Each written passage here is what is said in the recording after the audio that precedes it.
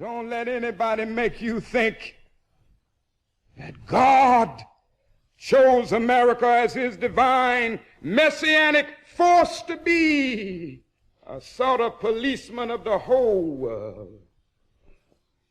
God has a way of standing before the nations with judgment, and it seems that I can hear God saying to America, "You are too arrogant. And if you don't change your ways, I will rise up and break the backbone of your power."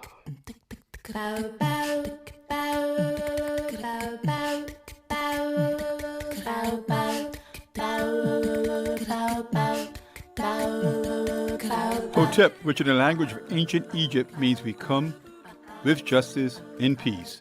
Welcome to Freedom Now, a Saturday Pan-Africanist and Internationalist World Affairs program. Freedom Now is committed to the principle of the rights of all peoples and nations to self-determination.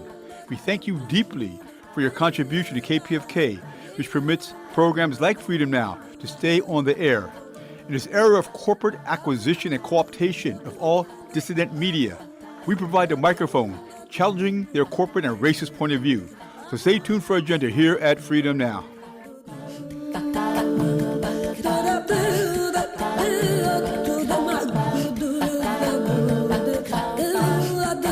Fellas, I'm ready to get up and do my thing. I want to get into it, man, you know.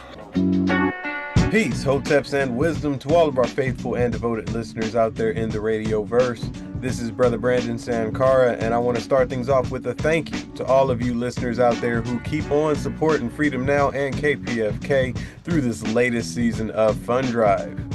You keep us on our mission and allow us to bring you our agenda for today, Saturday, February 22nd, 2025. First up, we have yet another installment of the African Drumbeat Historical Calendar for the week, being brought to you by Sister Luyanda Kaboka, reminding you that every day is a day in African history. Then, our very own treasure trove of wisdom, author, historian, and professor of African American Studies at the University of Houston, as well as Freedom Now co-producer Dr. Gerald Horne, is being joined on the line by Greg Callis, assistant professor of history at Franklin and Marshall College in Lancaster, Pennsylvania. For our purposes today, he's the author of the book Beyond the Black Power Salute, Athlete Activism in an Era of Change. Lastly, in the second half of our program, Dr. Horne will be in conversation with Joseph Cooper, Dr. J. Keith Motley Endowed Chair of Sports Leadership and Administration at the University of Massachusetts in Boston.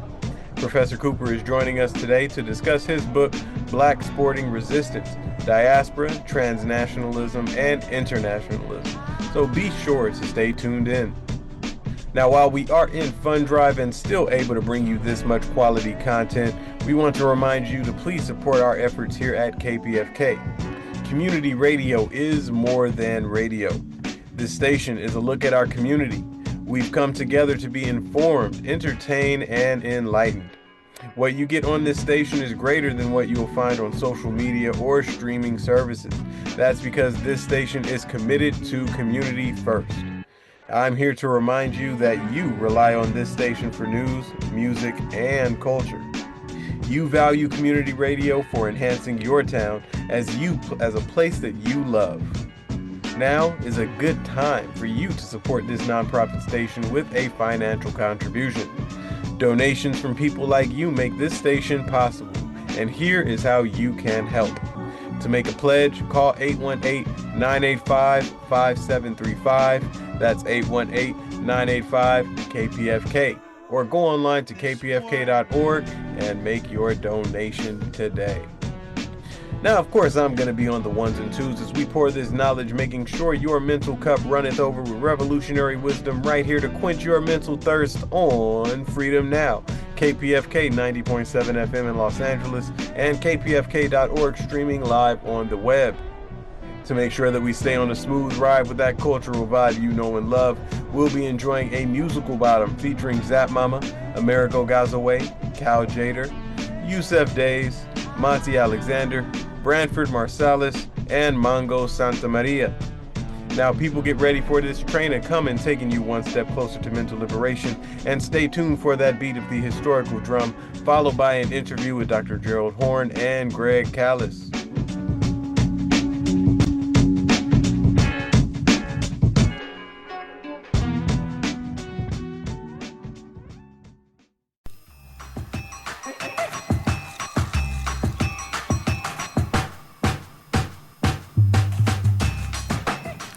Molweni Ekhaya. This is Sister Luyanda with the African Drum Beat Historical Calendar for the week of February 22nd.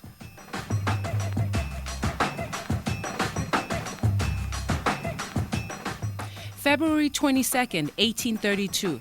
First African Women's Anti-Slavery Society established in the United States.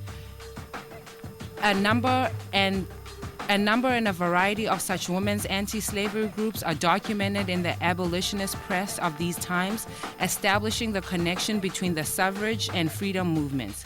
Free African women were active in these societies, many of which were actually racially mixed.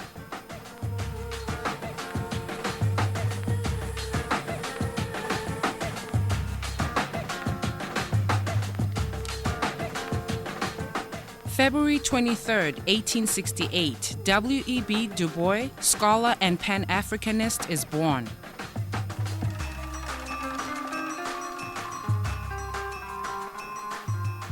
February 24th, CIA-inspired military coup deposes President Nkrumah, leader of the Pan-African movement, and established neo-colonial rule in Ghana, 1966.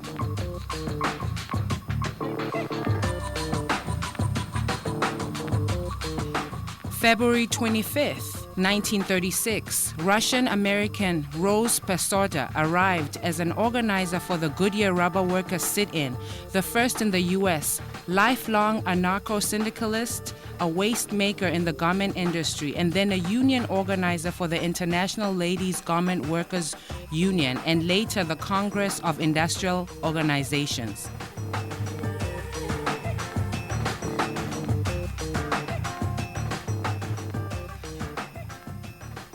February 25th, settler colonialism intensified in colonial U.S. as law is passed giving rewards for Indian scalps, 1745.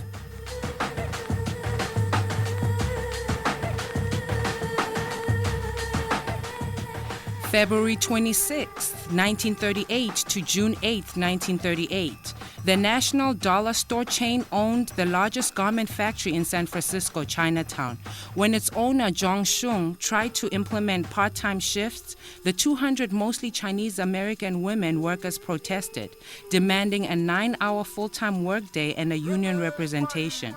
They went on strike for 14 weeks with support of the ILGW and Chinese American leftist organizations.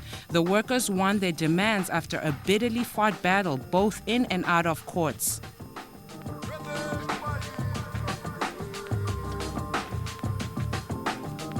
February 26, 1978, Mangaliso Sobukwe, founder of the Pan-African Congress of Azania, dies.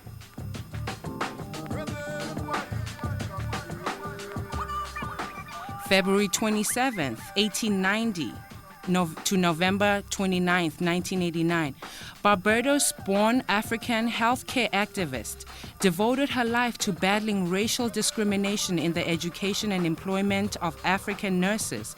She helped to establish Harlem's first inpatient facility for African patients with tuberculosis and one of the few city hospitals where African physicians were permitted to treat their patients.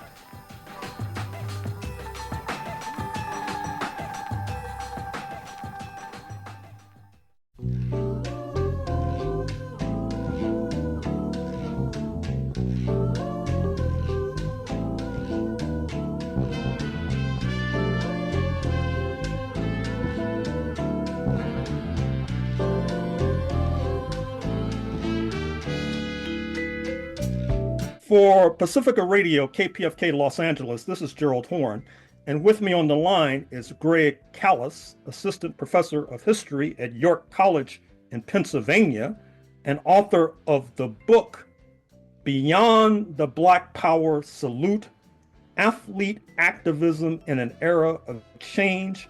Thank you for joining us on Freedom Now, KPFK Radio, Los Angeles, Greg Callis. Thank you for having me. It's a pleasure to be here. And I have to apologize. I set you up for failure because I am no longer at York College of Pennsylvania. I'm now at Franklin and Marshall College. But I was at York when I wrote the book, and these things are still garbled in my mind. So sorry about that. No problem. So why did you write this book?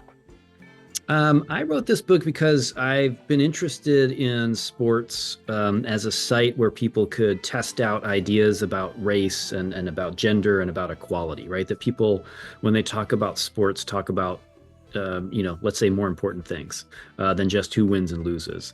As I was doing some research, I kept looking for a book that would help synthesize the time period of the 60s and 70s when there was a lot of athlete activism going on.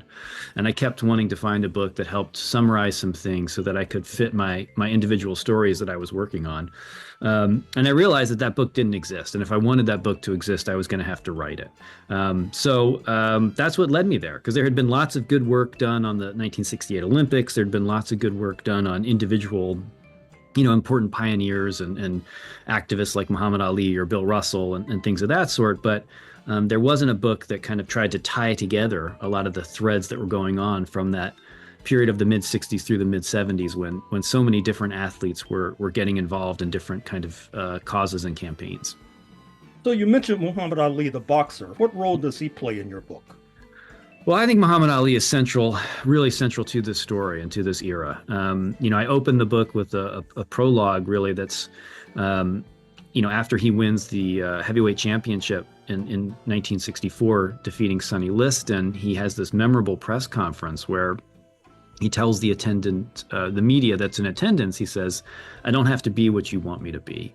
And I describe that as kind of the opening salvo for this era of activism, right? Ali kind of refusing to play along with and play the part of a kind of compliant black athlete, right? Who just kind of towed the line and sort of played along with what the media and sort of dominant mainstream norms expected. And so I think he really helped inspire a lot of people, and he's not the only one, but I think he's super important in terms of making people, rethink the role of athletes and rethink the obligation to kind of play along with the norms and not speak out. And he, because of his defiance, because of his refusing to serve in Vietnam, even though that costs him so much professionally, I think he just serves as an inspiration for lots of people to kind of rethink the role that athletes could play. What role do women runners and sprinters play in your book?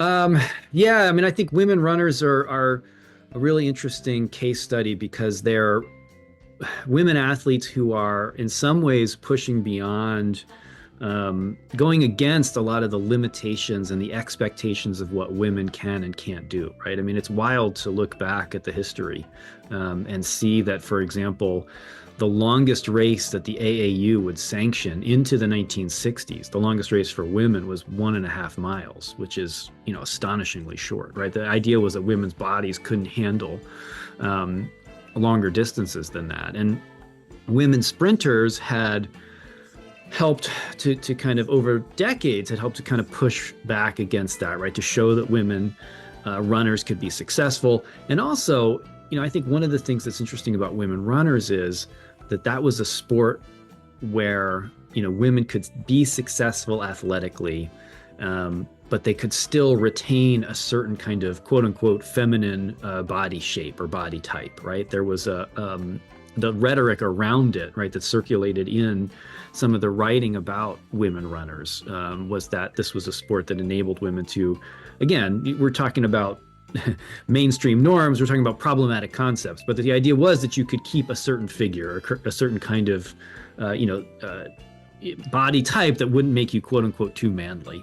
And so women sprinters helped kind of push that. So we think about somebody like Wilma Rudolph, who becomes a huge star at the 1960 Olympics and, is not only successful athletically, but is, described as being very pretty and being, of a certain, kind of type. And then you have these women distance runners, and I focus on the Boston Marathon, where in the mid 60s, you had two different women, Bobby Gibb and Catherine Switzer, who both violated the rules and ran the Boston Marathon, even though that was technically only supposed to be men who were running that race. And in pursuing that, right, and pushing against those norms, they really showcased how stupid a lot of these ideas were about the limits of women's bodies, right? They proved that women could run the marathon. They proved that they could achieve great things.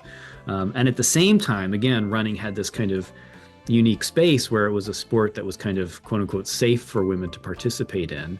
And so it helped to kind of, I guess my argument there is that it helped to kind of ease women into sports in a lot of ways, so that later other women could then push beyond that and get into more of the contact sports, get into more of the aggressive competitive sports, but that women runners acted as a kind of bridge to those later developments.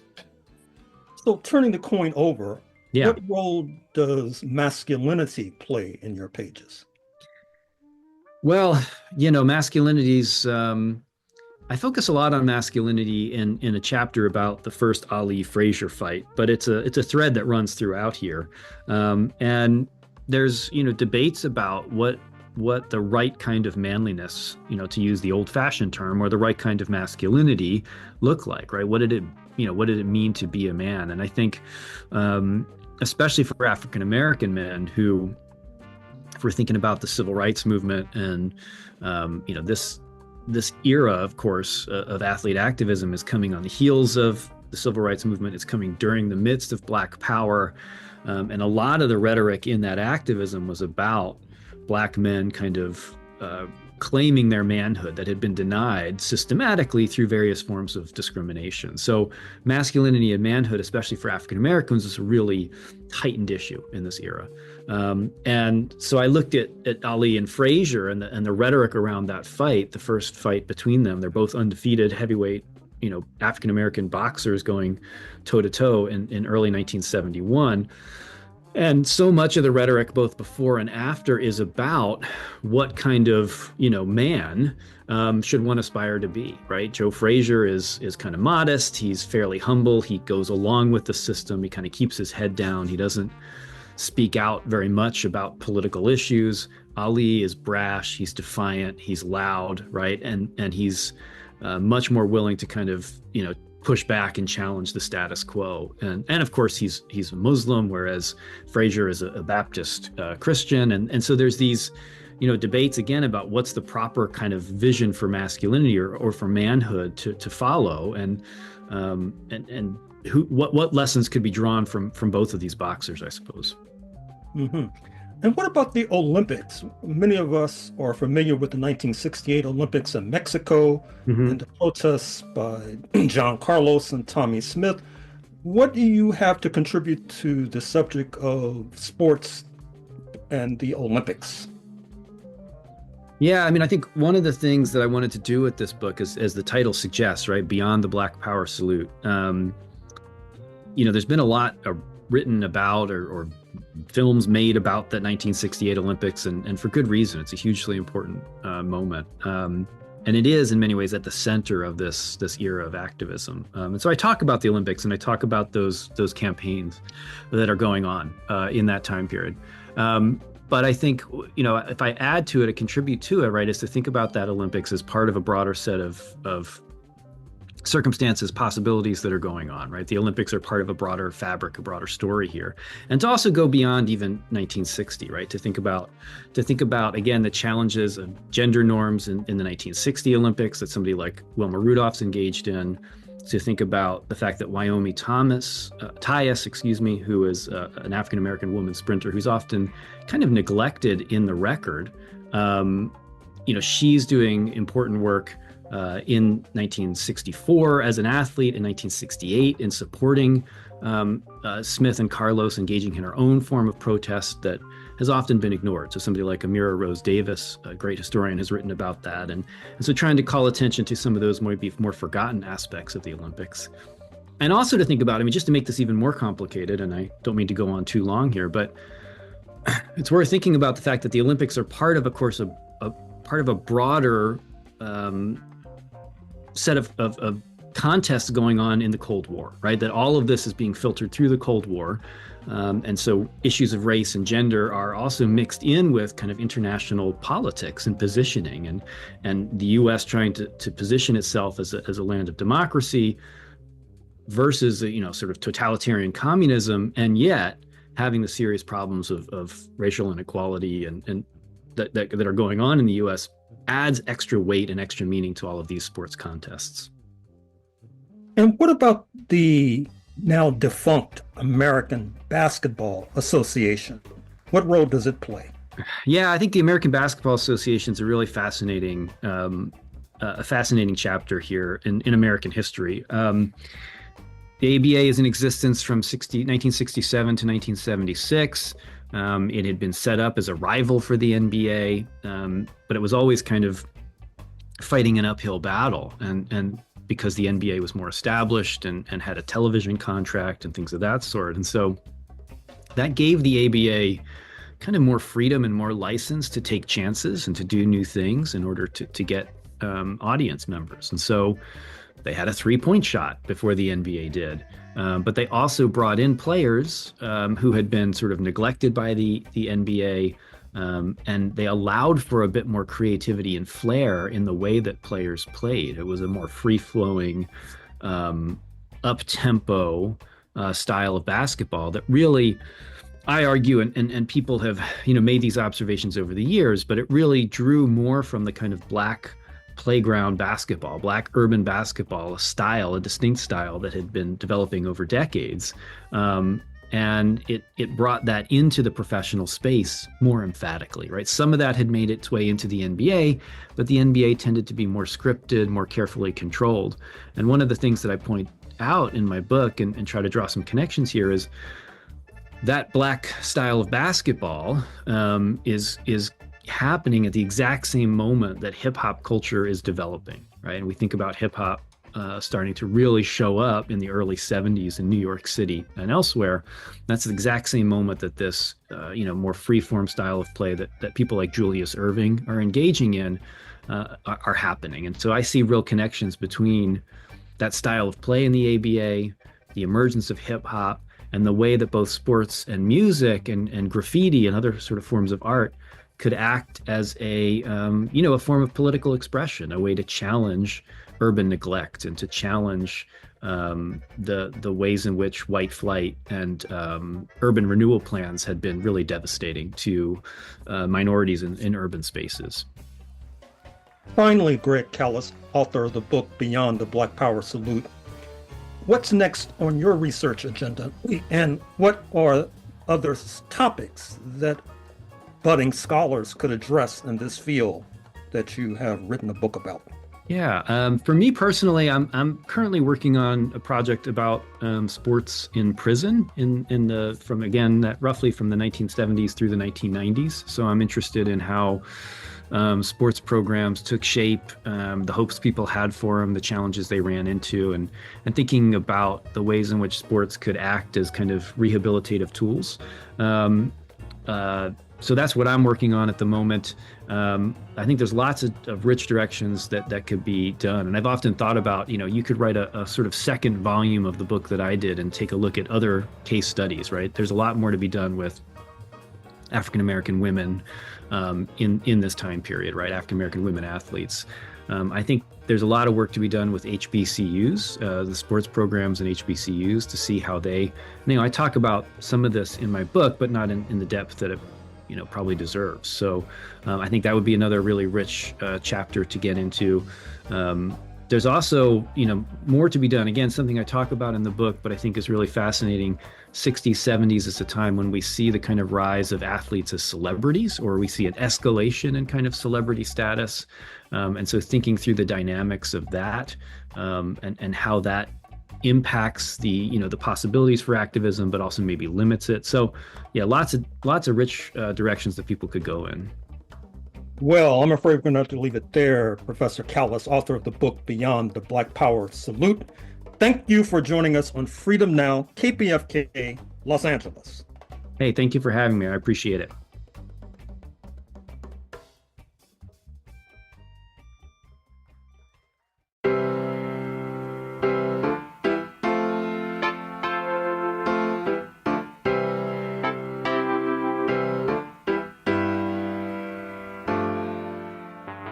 Hey, Tom Hartman here. KPFK is in their February fund drive, and this is a really special one. I mean, given the horrors of the fires that have happened, KPFK is now collaborating with Habitat for Humanity Los Angeles during this February fund drive. I mean, this is a really big deal. We have seen just insane destruction. You know, the fires that started on January 7th, more than 180,000 people have been impacted.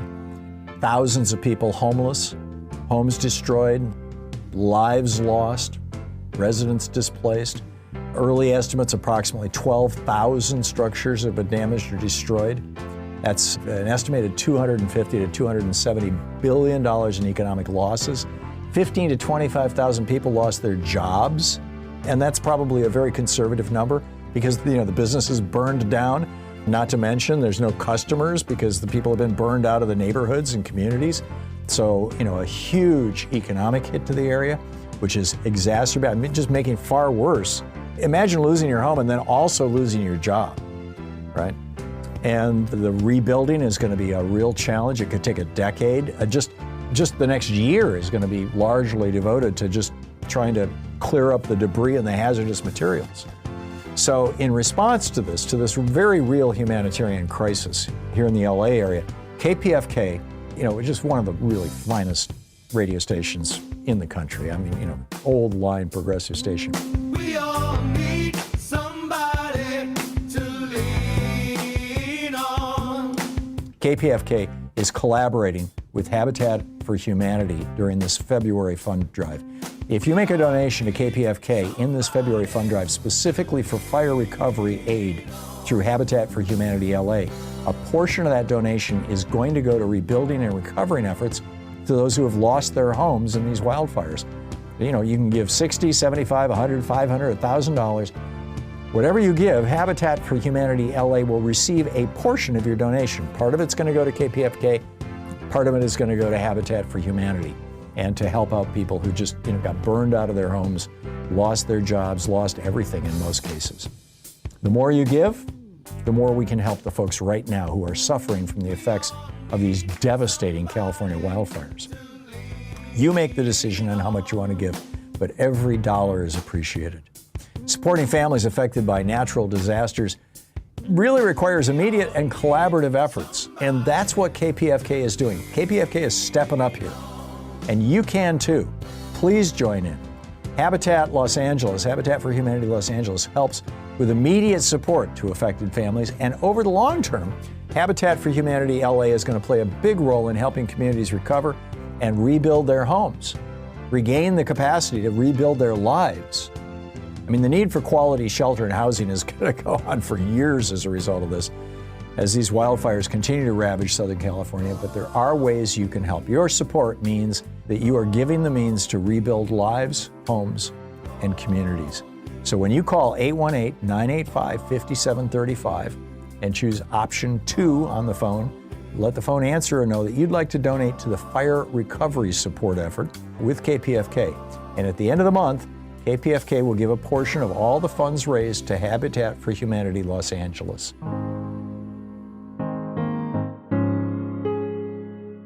So call now and help us help them with rebuilding so much that has been lost. The number, 818-985-5735. Choose option 2 on the phone. That's 818-985-5735. This collaboration is just another example of how KPFK has been here for the Los Angeles community, for the Southern California community, really for America. In fact, I'd say for democracy all over the world for so long. KPFK has been such an important part of this community.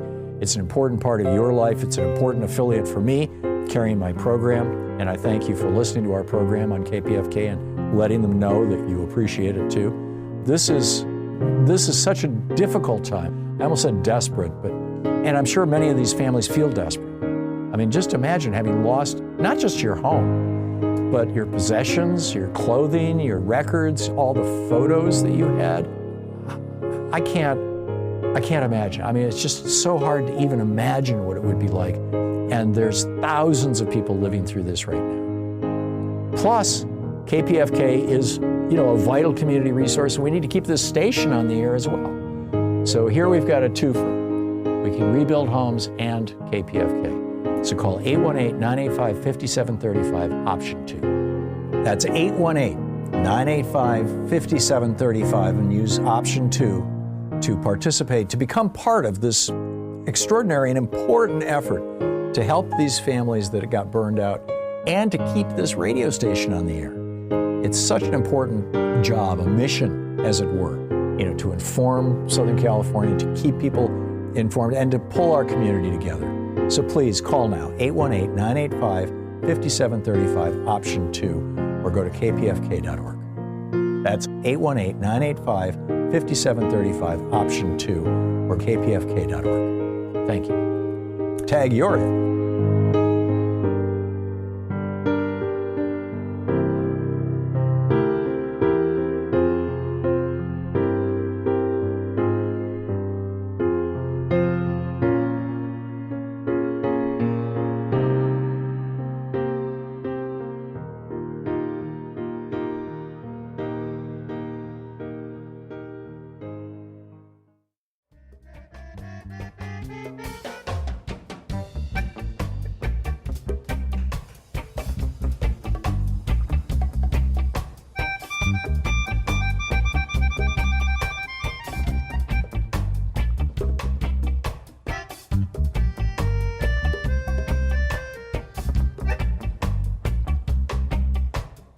For KPFK Pacifica Radio Los Angeles, this is Gerald Horne, and with me on the line is Joseph Cooper, J. Keith Motley Endowed Chair of Sport Leadership and Administration at the University of Massachusetts at Boston, and author of the book Black Sporting Resistance, Diaspora, Transnationalism, and Internationalism. Welcome to Freedom Now, KPFK Radio Los Angeles, Joseph Cooper. Thank you, Dr. Horne. Honored to be here with you and the guest. Well, we're honored to have you. So why did you write this book? I wrote this book because the intersection of sport, race, history, sociology, education, and culture have been an integral part of my life experiences. A lot of professors like to say research is me-search, and I like to use an African centered framing of that research is we-search. And as a Black male who grew up in Greensboro, North Carolina, the birthplace of the civil rights, the student sit-in movement, and having parents who had their own experiences, not only with the post-Jim Crow era in the United States, but also in parts of Western Africa, specifically in Liberia. I've always had a fascination with understanding how Black sports persons utilize their agency, their ingenuity, and their resources to combat the anti-Black racism that they experienced, not only within sporting spaces, but in the broader society. So the intersection of various disciplines and topics that are included in this book are very much embedded in my own journey in life, and figuring out ways in which we can advance the struggle towards complete human rights and social justice universally, but particularly for Black people. Now, speaking of West Africa, and also speaking of advancing the struggle, you write about capoeira, if I'm not mistaken. Yes. Brief our audience on what is capoeira. So capoeira is a Angolan art form. Well, many would call it martial arts, but it really is a mixture of dance, art, and culture, martial arts and cultural expression. So it developed in the pre-decolonial era in Angola and was used for various purposes by African people. On one level, it was used as a way to disguise strategies that would be used in freedom efforts. So it's a movement with rhythm that involves multiple people moving and doing various acts that are intended to communicate African spiritual systems and cultural traditions. So everything from the music, the movements, and the oral tradition that's a part of capoeira, when it was in Angola, it was used tactfully to help escape enslavement conditions. Over time, when it was a part of a transnational process, particularly Africans who were unjustly brought to areas like Brazil against their will, particularly in areas like Salvador, northeastern Brazil, capoeira was still kept in terms of its historical roots as a form of cultural empowerment and as almost this anti-colonial expression. So it was used as a form of physical violence against oppressors, but it also began to evolve as a communal celebration, right? So it always was this notion of how do we control our bodies and movements in ways that we're promoting communalism, we're promoting self-control, we're promoting discipline, we're promoting balance. So it serves multiple purposes, but it's most popularly attributed to its origins in Angola. And then outside of Angola, it's most popular in Brazil by Afro-Brazilians who popularized the art form. And in many cases, it later became a sport in capoeira. And so it's spread all over the world. It's practiced here in North America, it's practiced in various parts of Africa, it's practiced in Eurasia, and it's practiced in South America as well. Now, speaking of combativeness as sport, you talk about Jack Johnson. Who was he? So Jack Johnson, many of us know that he was the first Black heavyweight boxing champion in the world. And he grew up in Galveston, Texas. You're talking about in the Reconstruction era, the early Jim Crow era. And he rose to ascension due to his skillful boxing. He was very compelling. He defeated white opponents such as Jim Jeffries. And in his success in Tommy Burns, the significance of Jack Johnson is that at that time, boxing was a global sport and very popular. It's still popular today, but it was considered one of the most popular sports globally at that time. And it was viewed as a symbolic site for dominant masculinity. So a number of the racist tropes that were promulgated in other aspects of society, in the boxing ring, it was meant to serve as a site where white dominance would be reinforced. And when Jack Johnson won the heavyweight championship in 1908 and defeated another white opponent in 1910, not only was it a shock psychologically to the myth of white superiority, but the way in which Jack Johnson carried himself unapologetically, himself. He was criticized for dating white women. He was very flamboyant and boisterous, kind of pre-Muhammad Ali. Jack Johnson was very much, I am a man and I'm going to be who I want to be regardless. And so as a result of that, it got him in trouble with the US government. He was very far from docile. And in his travels, he went to places like Mexico. He went to Australia, where he befriended a number of revolutionaries, people who were part of the Aboriginal movement, as well as the labor movements in the First Nations in Australia, the Carancistas, who were revolutionaries in Mexico when he was in exile from they created the Mann Act essentially to criminalize Jack Johnson.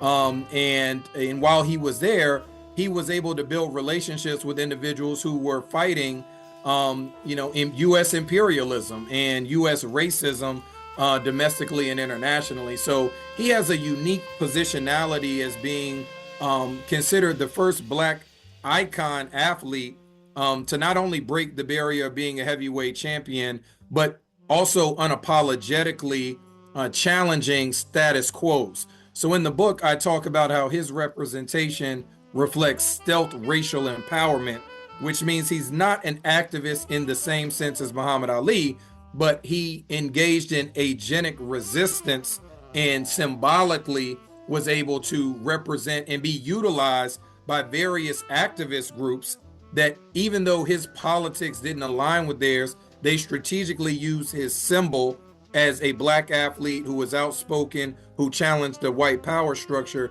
to advance their aims, including Marcus Garvey of the Universal Negro Improvement Association. You also talk about Ethiopia. How does that fit into your book? Yeah, so Ethiopia historically has been viewed, there have been a number of countries in Africa that have been viewed as the proverbial promised land and native homeland, particularly for the African diaspora globally. So when you think about diasporic groups such as African Americans in the United States, Caribbean Africans in the Caribbean region, this notion of Ethiopia has served as a symbolic place, not only geographically where it's located and the history of a number of world religions and its proximity to those areas, but it also was in the early 1900s, Italy was seeking to invade Ethiopia, and many have attributed Ethiopia as the only country in Africa that was not subjected to colonization. And so it was a rallying cry worldwide that Ethiopia remained free of European invasion. Well, at the same time, Joe Louis, who was a boxer of African descent in the United States, an African American, was rising to ascension, and he was fighting Primo Carnera, who was an Argentinian. And by proxy, even though neither one of them were Ethiopian or Italian, the high profile nature of their boxing match, given the timing of the Ethiopian intention to invade, or the Italian intention to invade Ethiopia, their racial identities were mapped on to these broader political clashes. And so when Joe Louis was able to defeat Primo, it was viewed as a victory for anti-fascists.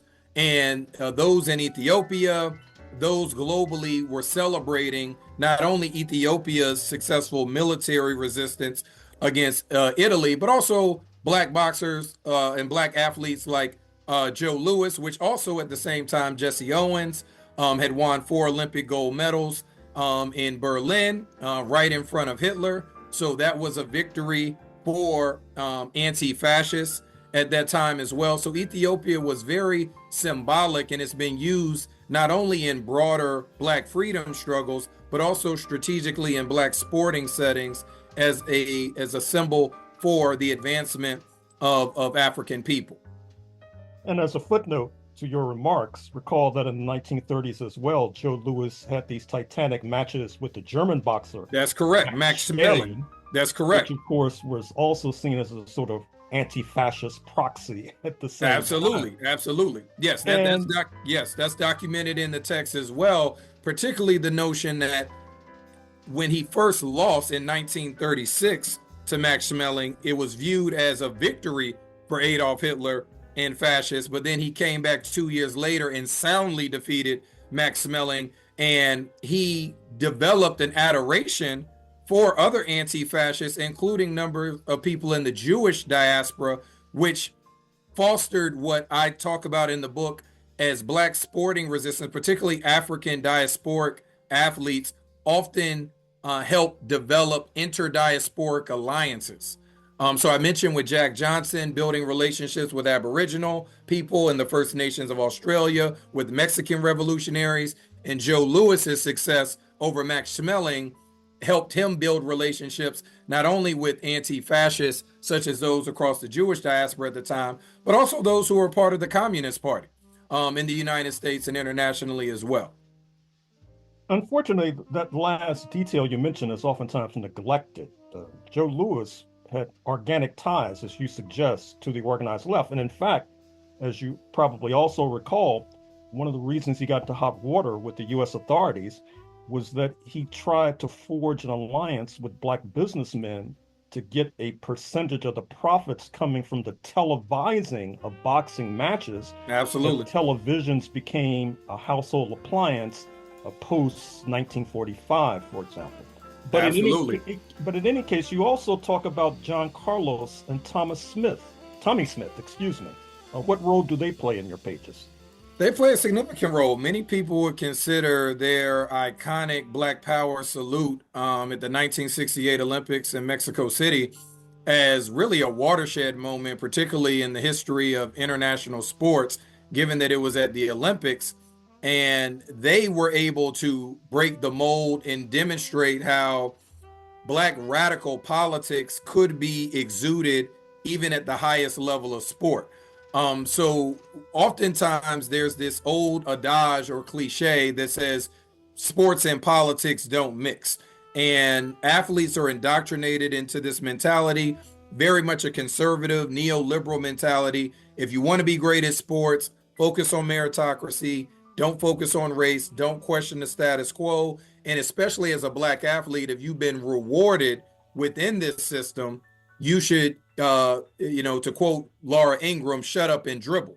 But Tommie Smith and John Carlos, what they did was, and under the tutelage of Dr. Harry Edwards and the Olympic Project for Human Rights, as they began to develop their own critical consciousness as runners at San Jose State University, they began to understand the vital power of sport to serve as an ideological challenge to the status quo. And so the significance of their actions is that not only was their salute bringing attention to the unjust treatment of African Americans in the United States, but they were also raising a critique of capitalism. They were talking about economic oppression that were affecting a number of groups of people.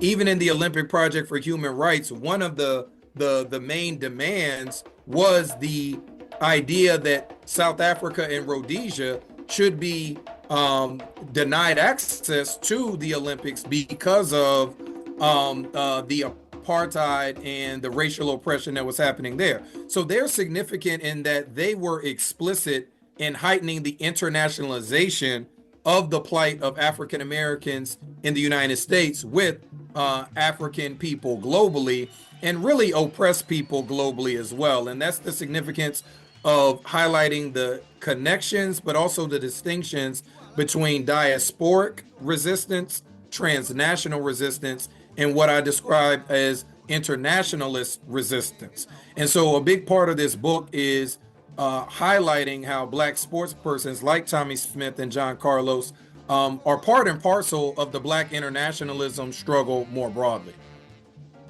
And Professor Cooper, what role do women athletes play in your pages?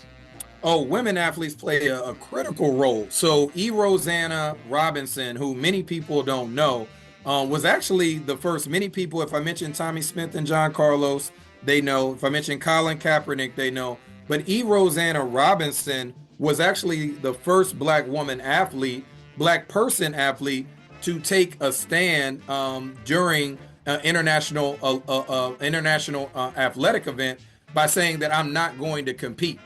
And so she was challenging the U.S. government's militarism internationally.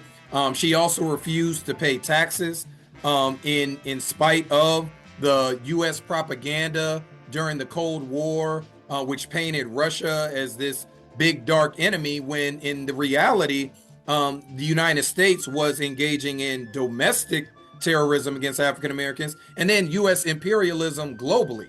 So she really was a powerful figure during the late 1950s and 1960s.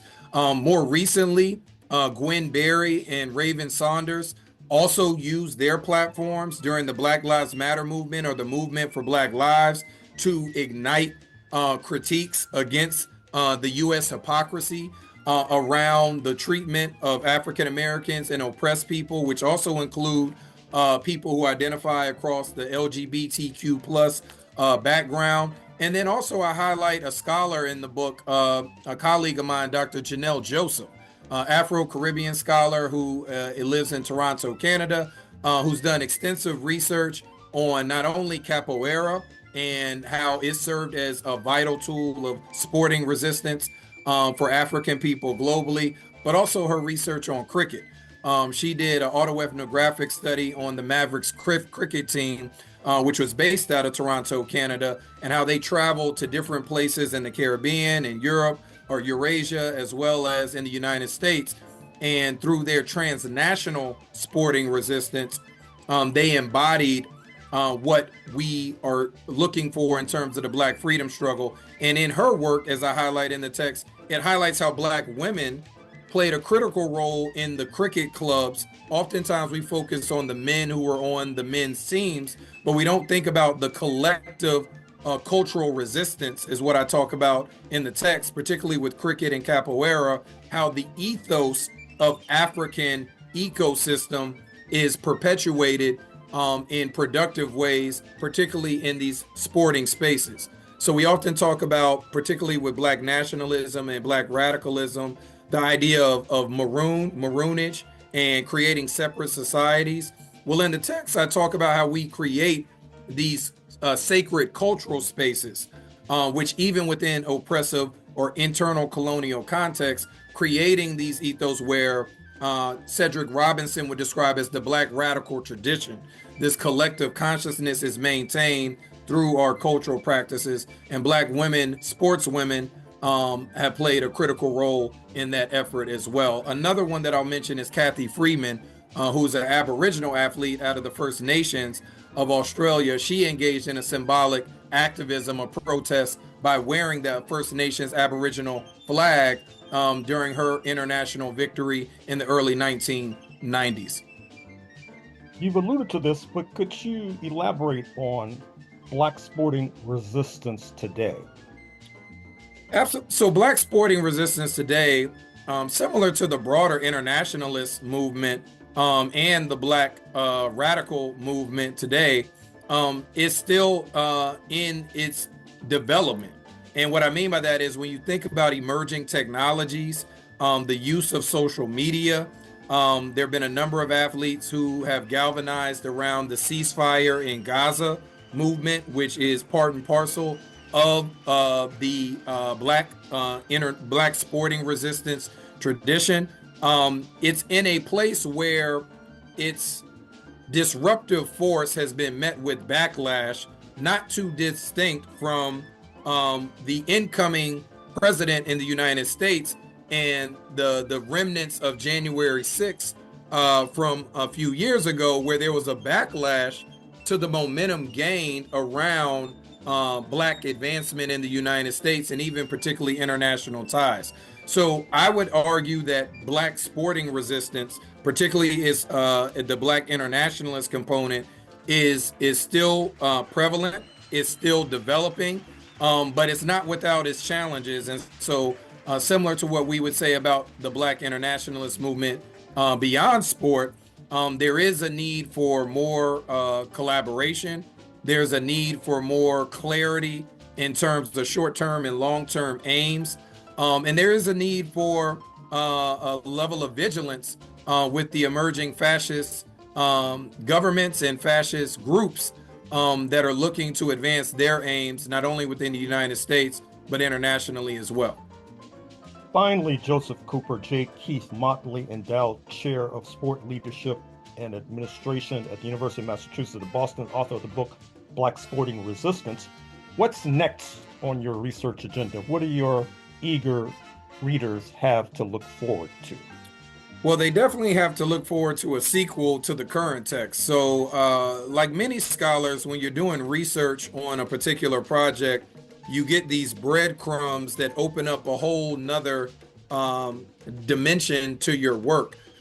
So within this text, the current book that's out right now, I focus heavily on African Americans, Caribbeans, to a lesser extent, those in certain parts of West Africa, Aboriginals, people in the First Nations in Australia and throughout South America. So I really primarily focused on the diasporic groups, particularly across the Black Atlantic, with inclusion of select groups across the Pacific region.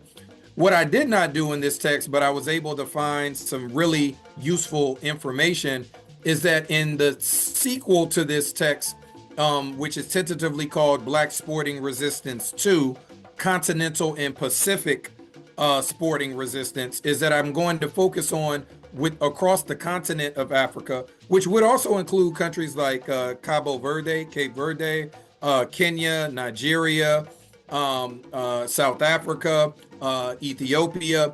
I'm going to be looking at how, particularly the framework for the next text. Within this book, I centered my argument around the Black liberation struggle, Black nationalism, Pan-Africanism, and Black radicalism. Within this next text, I'm taking it a step in another direction, which connects to those movements, and certainly those will be, and ideologies will be a part of it. But I'm really going to break down the notion of decolonization, post-colonialism, and anti-colonialism, and how that manifested within the continent of Africa, as well as across the Pacific region. Mutual colleague of ours, Dr. Kito Swan, as well as yourself, have done extensive research on the Pacific region, on Vanuatu and Fiji, and a number of areas across the Malaysia and Polynesia. And I'd really like to unpack how sporting practices across those regions, as well as on the continent, have reflected what I've described as Black sporting resistance. So that's a project that I'm working on now.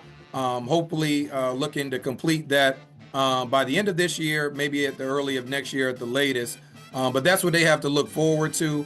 I have a couple edited books on sport activism that'll be coming out with a former doc student of mine and a colleague of mine. So stay tuned for those texts coming out as well. Stay tuned indeed, but I'm afraid we're going to have to leave it there. Joseph Cooper, author of the book Black Sporting Resistance. Thank you for joining us on Freedom Now, KPFK, Los Angeles. Thank you, Dr. Horne.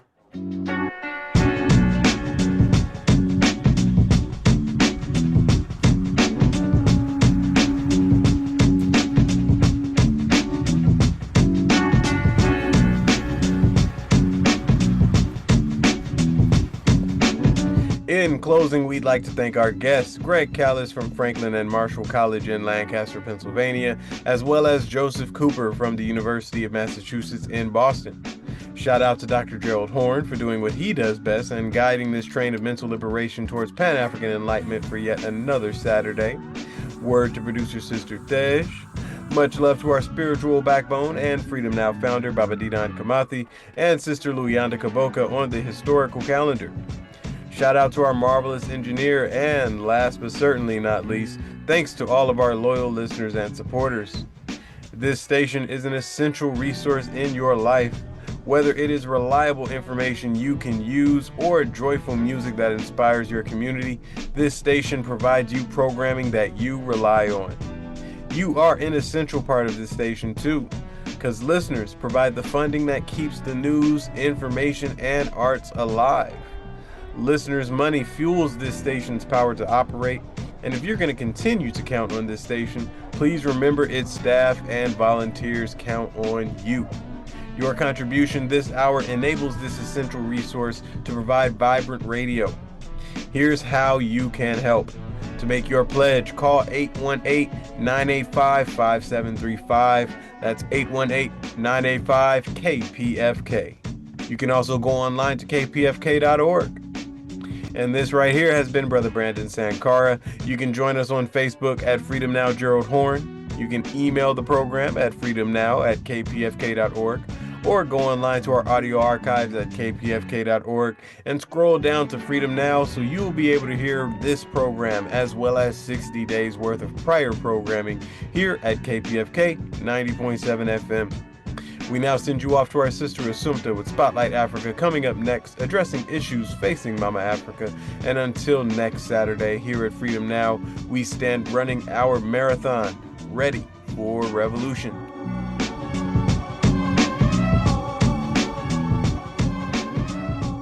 We state these facts only to let you know that those of us who are revolutionary, Pan-Africanists, is not because we love revolution. It is historically determined, and we have no alternative but to follow history and to use history for the benefit of our people. Power to the people.